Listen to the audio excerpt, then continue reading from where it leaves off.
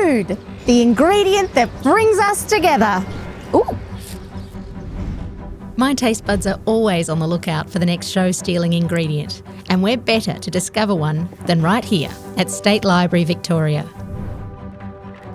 When I was 6 and my family left Soviet Georgia for Australia, I carried with me a deep sense of culture and family heritage, wrapped tightly in the smells and tastes of my childhood. That's the power of food. It's transcendent. The meals we share can become embedded in our hearts and minds, remembered with fondness long after the plates have been cleared. Aspic jelly. I'd totally forgotten that was a feature of Soviet cuisine. Cookbooks and recipes are so much more than just paper and ink. They are living records of who we are and how what we eat shapes us.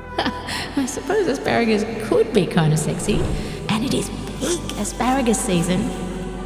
I think what I love most about cooking is that the learning never stops.